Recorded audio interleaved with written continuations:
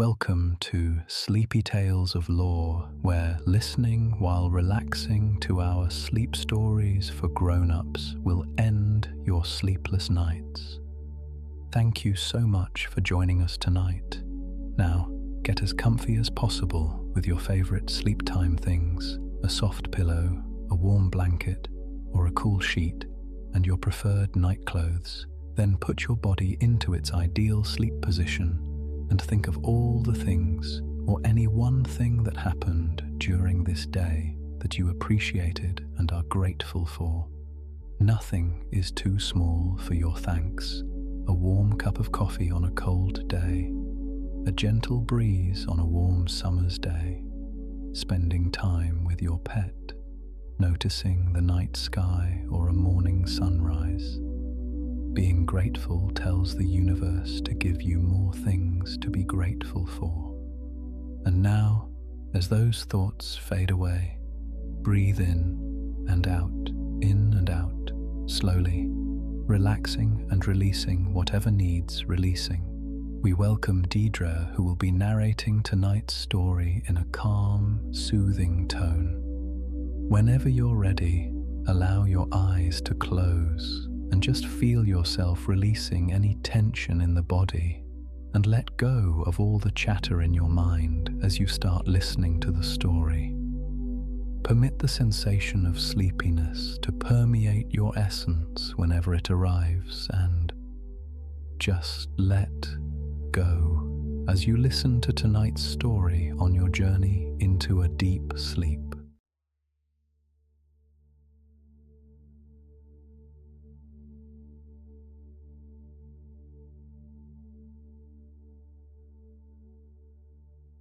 There are nights when sleep does not come to find you where you lie, but instead calls to you from somewhere far above, from a place so high and so still that the ordinary world below it becomes nothing more than a memory of a memory, soft and distant and entirely without weight.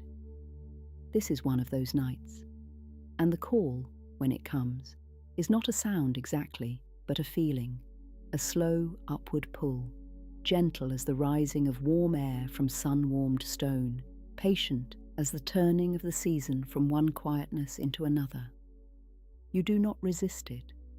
There is nothing in you tonight that wishes to resist anything at all. You simply allow yourself to rise the way a lantern set loose on still water allows itself to drift, not going anywhere in particular, not arriving, simply moving in the direction that feels most like ease. The darkness around you lightens by degrees, deepening from black to the richest possible blue, the blue of the sky an hour before dawn when the stars are still present. But the night has already begun its long, slow act of becoming something else.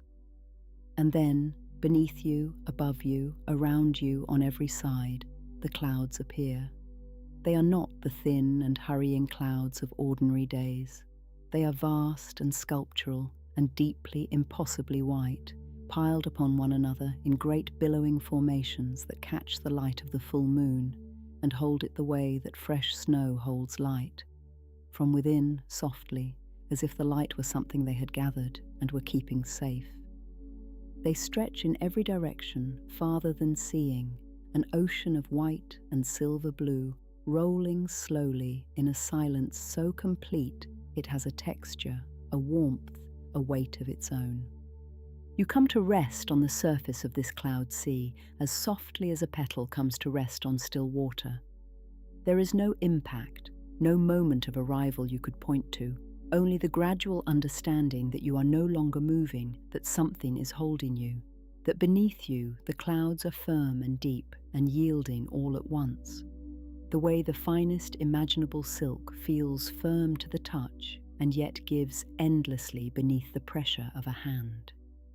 You settle into them, and they settle around you, and the cold that you might have expected at such a height is entirely absent. The air here is perfectly, evenly warm.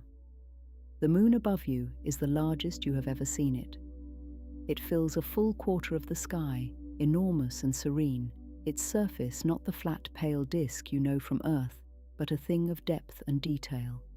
Vast plains of silver-white light, long slow shadows in its ancient valleys, a luminance so steady and so full that it seems less like reflected sunlight and more like a light the moon has been quietly generating from within itself for 10,000 years. It bathes everything beneath it in a light that has no harshness anywhere in it, a light that makes everything it touches look like something remembered from a beautiful dream. Around you, rising from the cloud sea in scattered islands of dark and ancient stone, cherry blossom trees are in full and extraordinary bloom. Their branches reach outward over the clouds in long, graceful arcs, and from every branch, in dense and trembling clusters, the blossoms open, palest pink, barely more than white, each one perfectly formed and perfectly fragile and perfectly alive. When the faintest breath of high air moves through them, the petals release in slow drifting curtains, spiraling downward into the cloud sea below, and the whole world smells of them, clean and sweet and faintly cool, a scent so pure and so simple that breathing it feels like a form of forgetting everything that did not matter. It is then that you see her. She sits among the clouds a little way ahead of you, her back turned, her white robes spread around her across the cloud surface like the petals of a magnolia flower just opened. She's entirely still, and yet not still in the way of something waiting or something paused, still in the way of something deeply, purposefully present, the way a mountain is still, the way the moon itself is still. Her dark hair is dressed high and decorated with a single spray of pale flowers, and the moonlight falls across her shoulders and the back of her hands with the particular tenderness it reserves for things it has known and loved for a very long time. Her hands are raised before her, held open at the level of her chest, her fingers curved and slightly spread, and between them something moves, something that is not quite light and not quite thread, but carries qualities of both. It shifts and pulses between her palms in slow and intricate patterns, now gathering itself into a bright and concentrated point, now spreading outward in filaments of silver and gold that reach and curl and find their way back to her hands as if they know no other home. She is weaving something from the air itself, from the moonlight itself, and the palace that rises from the clouds behind her is, you understand without being told, the work of those hands, the Cloud Palace. It announces itself not with grandeur exactly, though it is the most magnificent structure you have ever seen or dreamed of seeing, but with a quality of absolute rightness, as if it has always existed here, and the rest of the world was built around its absence. It rises in 3 great tiers from a broad platform of pale stone that sits among the clouds like a lily pad on the surface of a lake, each tier smaller than the one below it, each roofed in sweeping curves of gold that lift at their corners like the wings of a vast and resting bird. Its walls are the colour of ancient ivory warmed by candlelight, and from every window, and there are hundreds of windows, arched and latticed and hung with curtains of the finest silk, a warm amber glow spills outward into the moonlit air. The reflections of that glow move across the surface of the cloud sea below the palace in long, wavering ribbons of gold.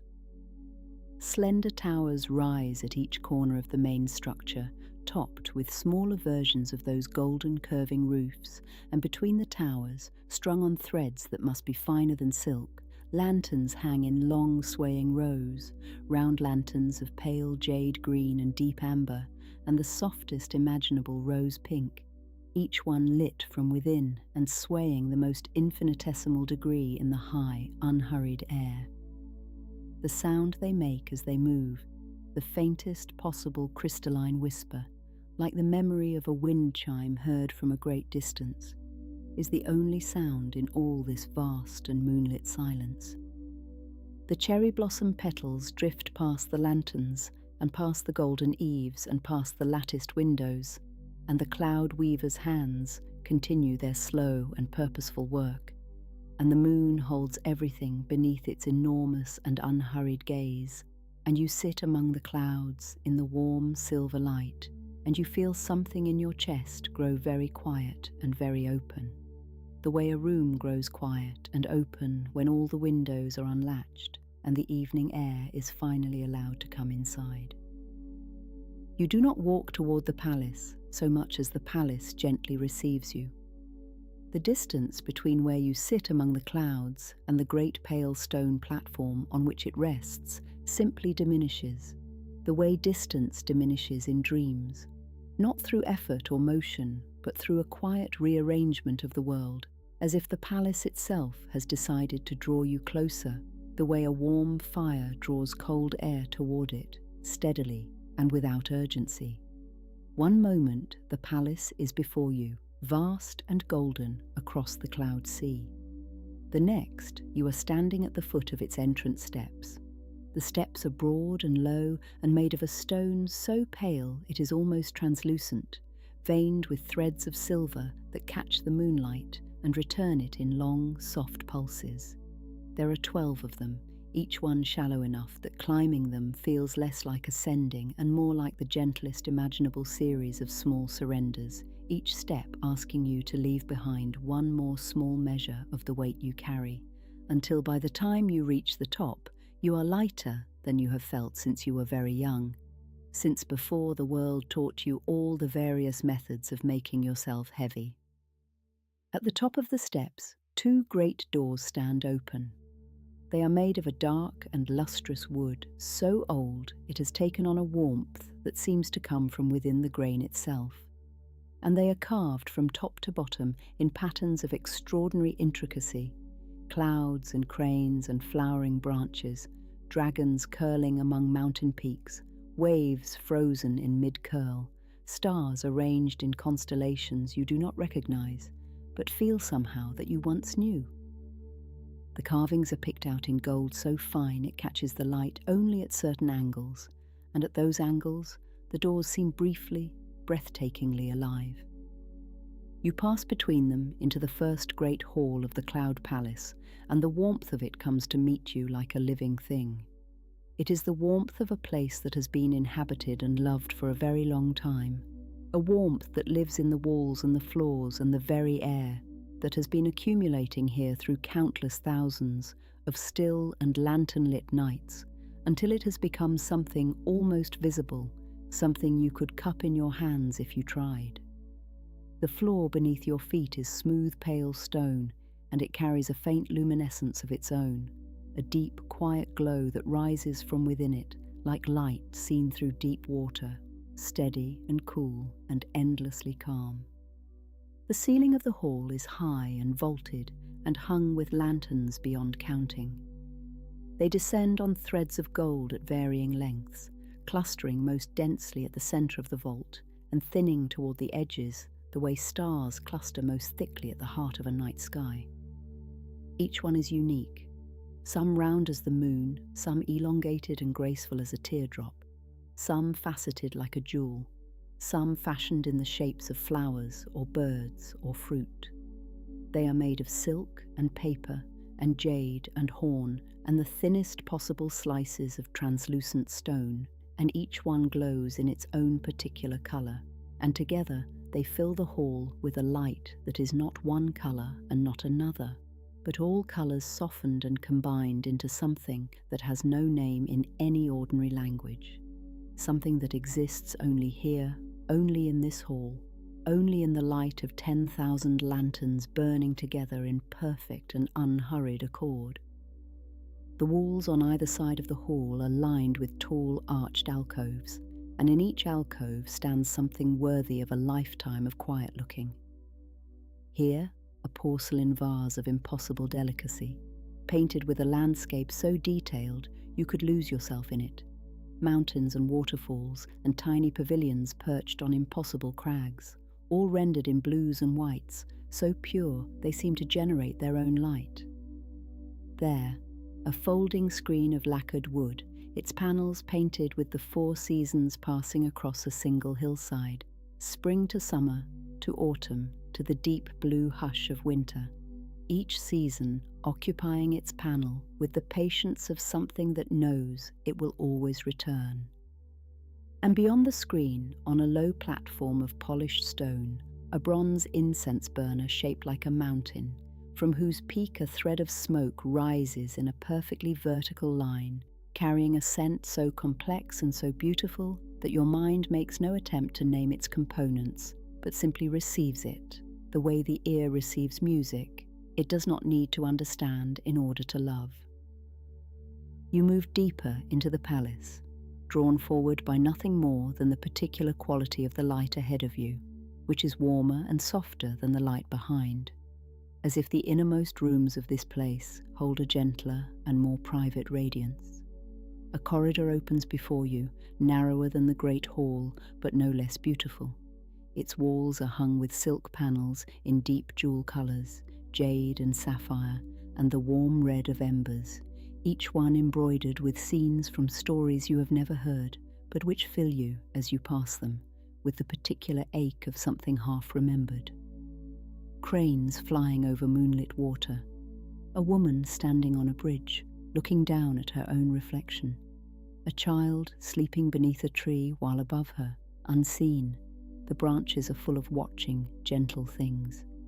The silk panels stir as you pass them, moved by some air current too faint to feel on your skin, and the motion they make is hypnotic and slow, a breathing in and out of colour and image that has the same quality as watching firelight or the surface of deep water, the quality of something that is always moving and always the same, that rewards watching and asks nothing in return. You slow your pace without thinking about it. Your hands trail along the wall at your side, and the silk, when your fingers brush it, is cooler than you expected, and finer than anything you have ever touched.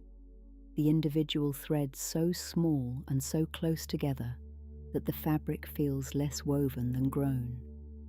Doorways open on either side as you walk, some curtained with more silk, some open onto rooms that reveal themselves in glimpses as you pass. A room in which a long low table is set with porcelain cups of pale celadon green, steam rising from each one in a slow and perfect spiral. A room where a zither rests on its stand in the middle of a pool of amber lantern light, its strings vibrating very slightly, as if someone has just this moment risen from playing it, and the last note has not quite finished finding its way into silence. A room where the walls themselves are water contained by some grace you cannot explain, sheets of still and perfectly clear water through which the lantern light passes in long, slow ripples of gold and shadow. At the end of the corridor, a circular room opens before you, and this room is different from all the others. It is smaller and it is quieter, and the light in it is the softest you have encountered anywhere in this palace. A warm and rose-touched gold that seems to emanate from the walls themselves rather than from any visible source, as if the room were lined with the inside of a shell, as if the walls had absorbed so many years of gentle light that they have learned to give it back.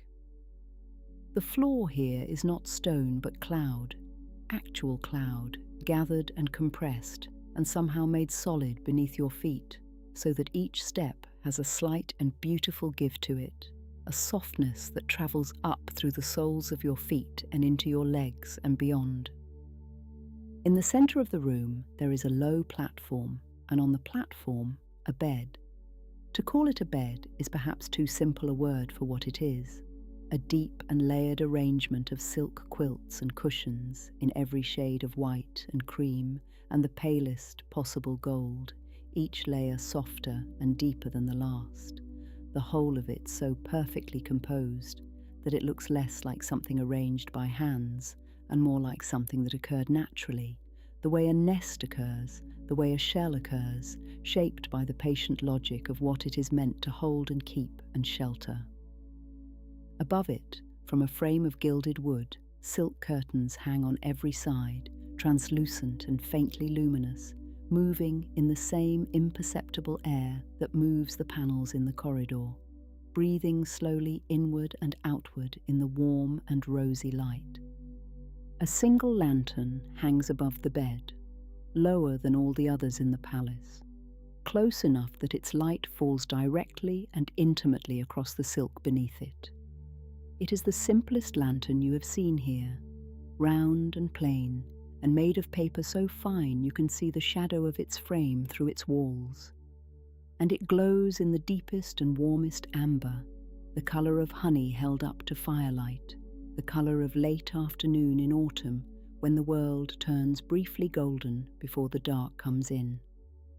It turns on its thread with the most glacial slowness, first one way and then the other, and the light it casts turns with it, and the whole room breathes and turns and glows, and you stand at the threshold of it, feeling that you have arrived, finally and completely, somewhere you were always meant to be. You become aware of her presence before you see her. It is a quality of the air that changes first, a deepening of the warmth, a subtle brightening of that rose gold light, as if the room itself responds to her nearness, the way a garden responds to the first real warmth of spring, opening slightly, leaning slightly forward, becoming a fraction more itself. Then a silk curtain at the far side of the circular room shifts, and she is there, passing through it as quietly and as naturally as light passes through water, without displacing anything, without disturbing anything, arriving the way a thought arrives, suddenly present, as if it had always been there and you had only just turned to find it. She is taller than you expected, and she moves with the particular, unhurried grace of someone who has never once in her long existence needed to rush toward anything or away from anything, who has learned through centuries of quiet practice that everything worth reaching will still be there when you arrive, and that the manner of arriving matters more than the speed of it. Her white robes move around her as she walks, or rather, they do not quite move the way cloth moves, but the way water moves when something passes through it, flowing and reforming in slow and perfect arcs, as if the fabric remembers every position it has ever occupied, and returns to each one with a kind of fond familiarity. Her face, when she turns it toward you, is ageless in the truest sense of that word, not young and not old, but something that has moved so far through time that time no longer leaves its ordinary marks upon it, the way a stone in a riverbed becomes not worn but polished, not diminished but refined. She looks at you with dark eyes that are entirely, peacefully calm, and in them you see something you have seen before, in the eyes of the moss fairy in her root-lined hall, that same quality of complete and unhurried attention, that same sense of being seen without being assessed, of being known without being measured. She inclines her head toward you in a greeting that is also somehow an acknowledgement, as if she is confirming something she already knew, as if your arrival here tonight is a thing that was written long ago in some ledger kept in a language made entirely of cloud and light and the slow turning of seasons. She moves to the center of the room and seats herself on a low cushion of ivory silk, folding her robes around her with the ease of 10,000 repetitions, and she raises her hands before her the way you saw them from outside, open, curved, slightly spread, and the weaving begins again. What passes between her palms in the night air of the Cloud Palace is extraordinary to watch up close. It begins as something barely visible, a shimmer in the air between her fingers, a suggestion of structure where there was only warmth before. Then gradually, with each slow and deliberate movement of her hands, it becomes more, threads of pure light, silver and gold, and the faintest imaginable blue, drawing themselves out of the air as if they were always there, and her hands are simply finding them, the way a sculptor's hands find the form that was always waiting inside the stone. The threads respond to her touch with a sensitivity that seems almost emotional. When her fingers press gently together, the threads tighten and brighten, condensing into something nearly solid, nearly real. A piece of cloud, you realize, a piece of actual cloud, being born between her hands from nothing more than moonlight and intention, and the particular quality of attention she brings to everything she does.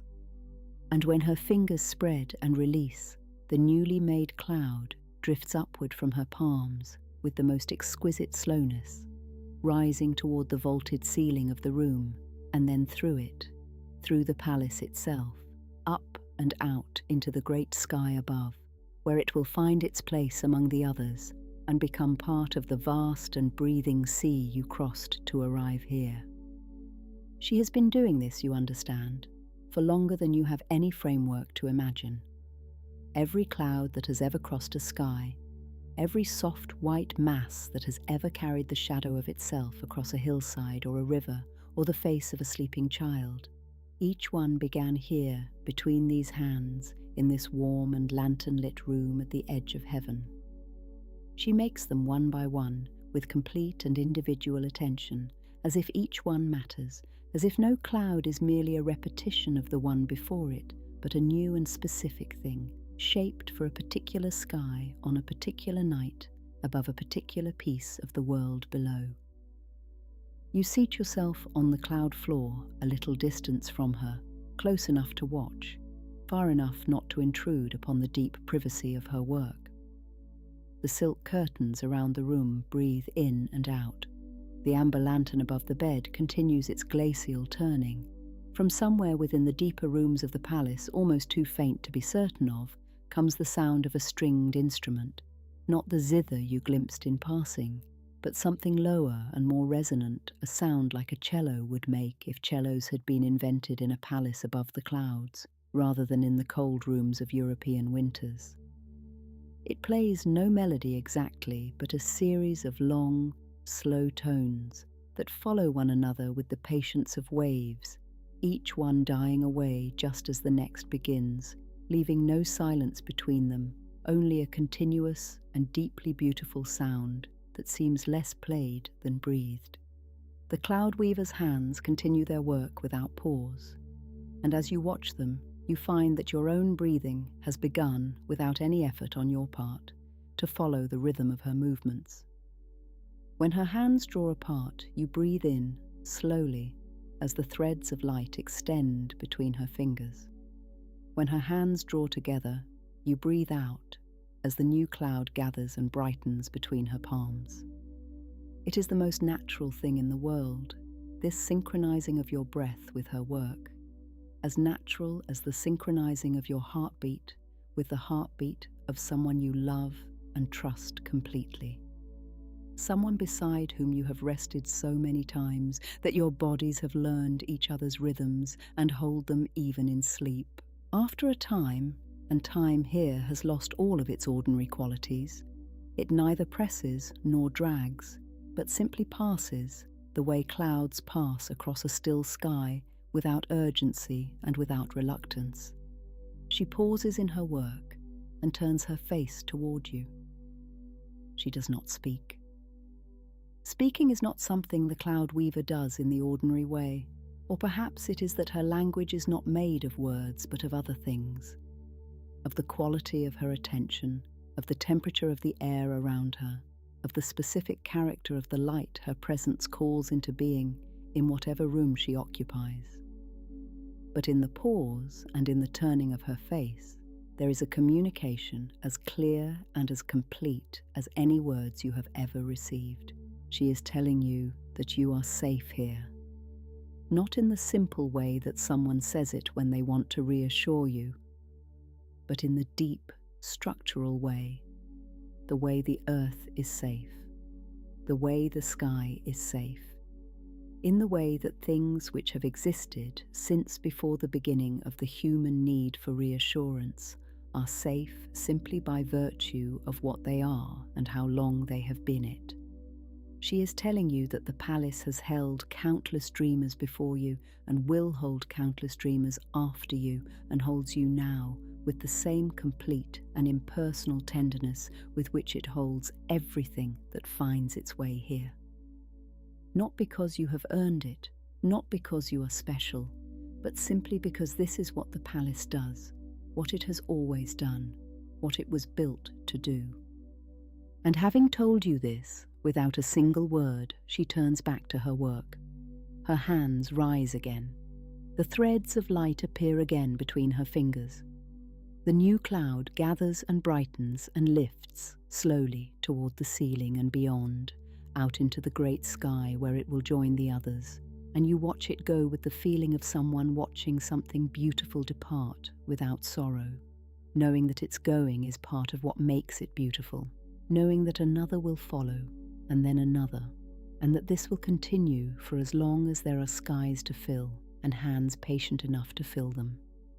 The music from the deeper rooms of the palace has grown quieter, or perhaps you have simply grown more accustomed to it, the way you grow accustomed to the sound of rain until it becomes not a sound, but a condition, a quality of the world rather than an event occurring within it.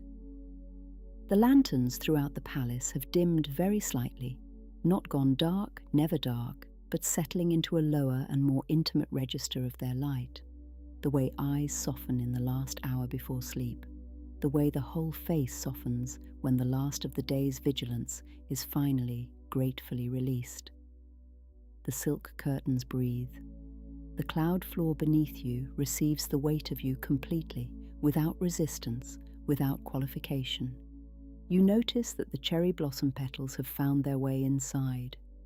They drift through the latticed windows on some imperceptible current of high air, spinning very slowly as they descend, each one catching the lantern light for a moment as it passes through a brighter zone, and then releasing it again as it moves into shadow. A brief and repeating spark of pale pink brightness. Here and then, not here and then here again, like the most patient, imaginable pulse, like the breathing of something that has been alive so long that life itself has become effortless, a thing it does the way the moon does light, not by trying, but simply by being what it is, and allowing what it is to radiate outward in all directions, without preference and without end. You do not remember moving to the bed. That is perhaps the truest thing that can be said about it, that it requires no decision, no intention, no moment of getting up and crossing a room and lying down, all of which would require a degree of wakefulness you no longer possess. One moment, you are seated on the cloud floor watching the cloud weaver's hands move in the warm amber light, and then, as gently and as completely as a page turning in a book that is reading itself, you are simply there, within the layered silk quilts, your head resting on a cushion of such extraordinary softness that the word softness seems wholly inadequate to describe it, a word too small and too ordinary for what it is actually like to rest your full weight upon something that receives you this completely. The silk against your skin is cool for just a moment, the way the very best sleep is cool for just a moment before the warmth begins to gather. Your own warmth, returned to you by the fabric, held close, built slowly into something that surrounds you on every side like a private climate, like a weather system with a population of one, perfectly calibrated to the exact temperature at which your body finds it easiest to let everything go. The quilts settle over you with a weight that is present without being heavy, substantial without being constraining, the weight of being covered, of being held at the edges, of having a boundary between yourself and the open air that is soft and close and entirely, specifically yours. Above you, the single amber lantern continues its slow and glacial turning, first one way and then returning, and the light it casts moves across the translucent silk curtains that surround the bed in long and easy arcs, warm gold sweeping slowly into shadow and back again, a motion so regular and so unhurried that watching it requires nothing of you, not attention, not focus, not even the minimal effort of keeping your eyes at any particular angle. You simply receive it the way the clouds outside receive the moonlight, passively and completely, giving nothing back but their own quiet presence. The cloud weaver has moved closer. You are aware of this not through sight. Your eyes are too heavy now, too grateful for the permission to close, to be called upon for the effort of looking. But through that same quality of changed air that announced her presence when she first entered the room. The warmth deepens slightly. The rose gold light behind your closed eyelids brightens the most imperceptible degree. And then she begins to sing, and the last small part of you that was still, in some dim and distant way, holding itself apart from sleep, releases its hold and lets itself be carried. Her voice is not like any voice you have heard in the ordinary world. It is not a large voice or a dramatic one. It is, if anything, smaller than you expected, more intimate, more close, as if she is singing not into the room but directly into the air just above your face, into the particular small weather of your own breathing. It carries no vibrato, no ornamentation, nothing that would draw attention to itself as a performance.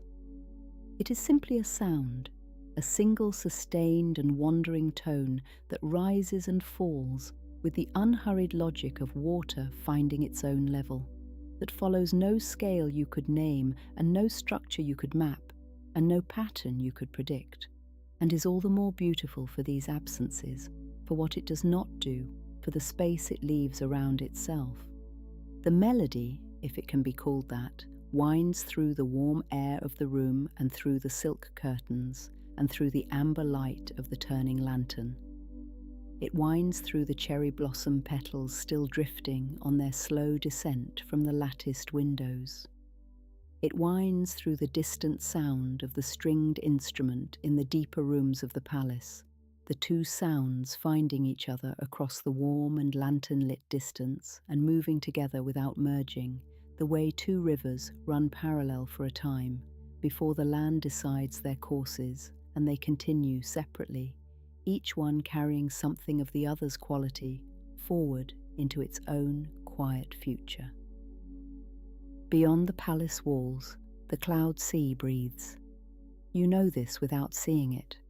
You know the way the great white formations are moving out there in the moonlight, rolling slowly in from the east, the way they always do in the deep hours of the night, vast and unhurried and completely without destination, going wherever the high winds choose to carry them and finding every place they arrive exactly sufficient, exactly enough, requiring nothing more from any sky than the simple permission to be present in it. They carry no urgency. They carry no memory of where they have been. They carry only their own slow and luminous mass, and the moonlight on their surfaces, and the faint and beautiful shadows they cast on one another as they pass.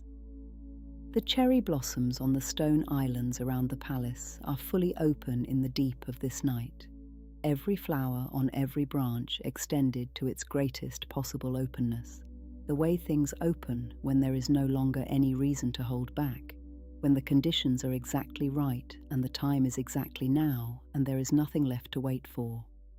In this fullest opening, they are almost luminous, the pale pink of them catching and holding the moonlight in a way that makes them seem to generate a light of their own, a soft and rosy radiance that mingles with the gold of the palace lanterns and the silver of the moon and the warm amber of the room where you lie, until all of these lights have become one light, a single wordless illumination that exists only here, only tonight, only in this dreamed and beautiful place above the world.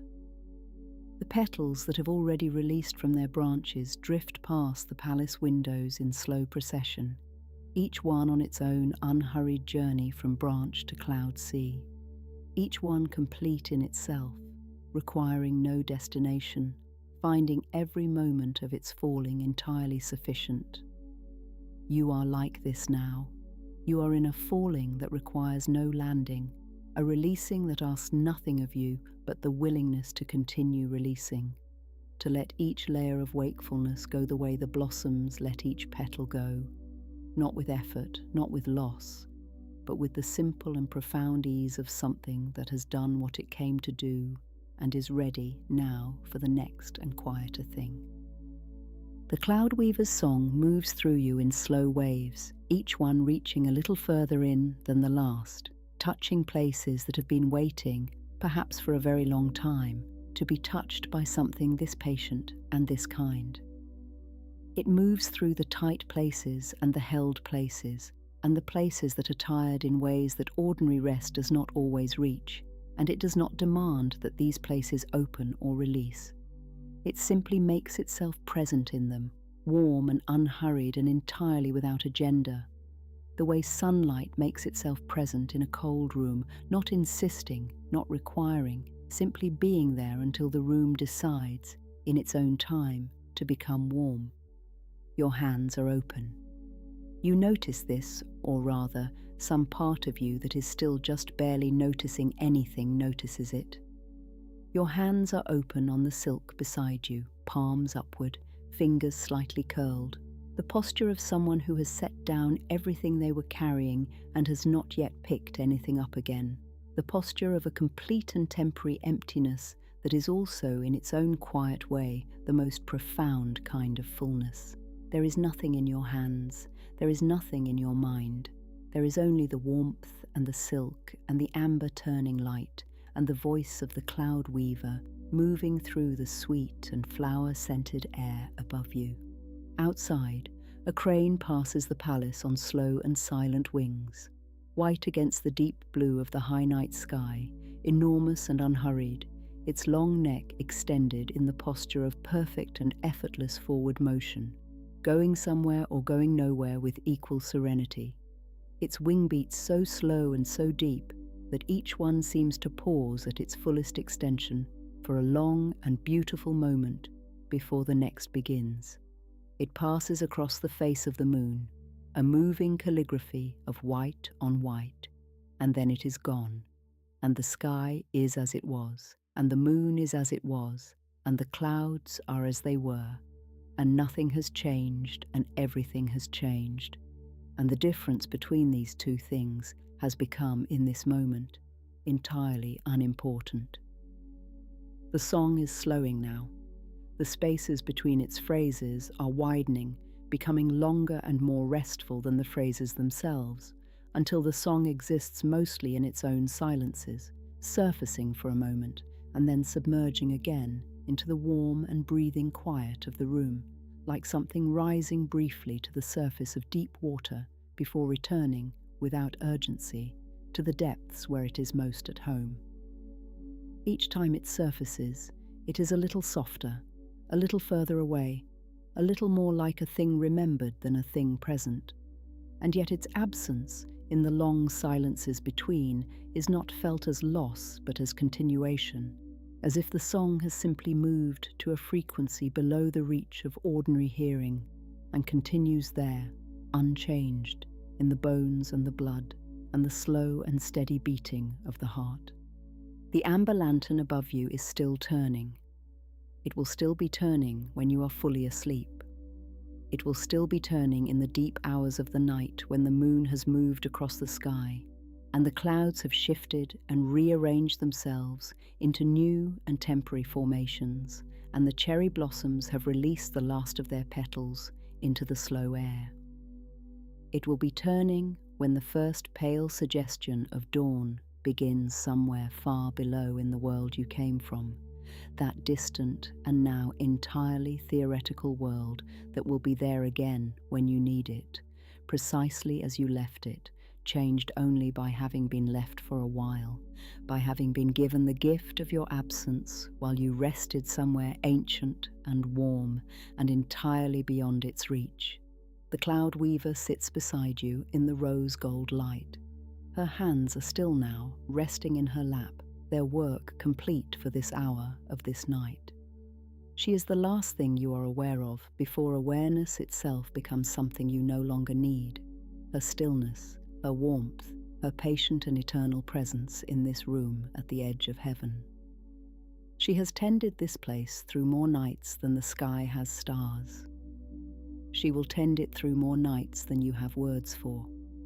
And tonight, as on every night, her tending includes this: the keeping of this warm and silk-hung room, this amber lantern, this bed of layered cloud and silk within the palace above the world.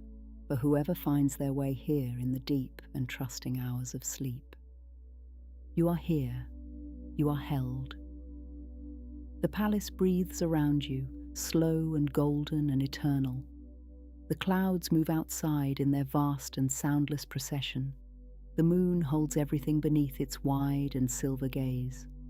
The song continues in the frequencies below hearing, in the places where music and silence have become the same thing, where waking and sleeping have become the same thing, where you and the warm and dreaming dark have become, finally and completely, the same thing. The cloud weaver watches over you. She has always watched over you. In every dream you have ever had that left you feeling, upon waking, that you had been somewhere real and somewhere good, she was there. In every morning you have woken from deep sleep feeling for a moment before the world reclaimed you, that you had been held by something vast and kind and unhurrying. That was this, that was here.